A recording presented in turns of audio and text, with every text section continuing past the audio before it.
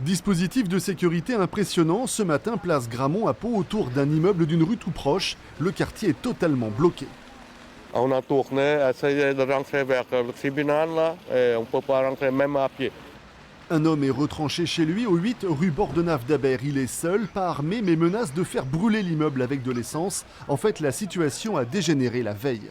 Il y avait des voisins qui s'étaient plaints et nous-mêmes, au niveau du CCS, on avait été alertés parce qu'ils tapaient sur les tuyauteries et il y avait de drôles d'odeurs. Bon, voilà. Et je n'en sais pas plus, simplement on attend donc l'intervention du RAID pour le déloger.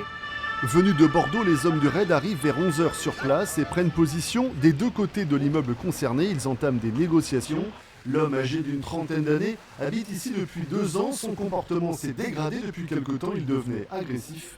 Hier soir et dans la nuit, les voisins ont eu très peur. Toutes les 10 minutes, on entendait cogner, mais cogner vraiment de manière très forte au niveau du mur. Et comme s'il il défonçait toutes les briques, on entendait les briques tomber par terre, les galets, parce que c'est des anciens murs en galets. On a plusieurs fois rappelé la police et puis ils ne pouvaient rien faire.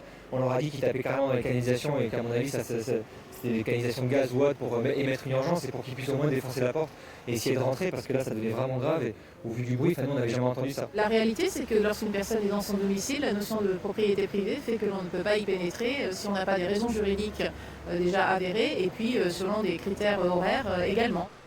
C'est finalement vers 13 h que le déséquilibré a été interpellé en douceur, pour reprendre les termes de la procureure de Pau, par les hommes du RAID.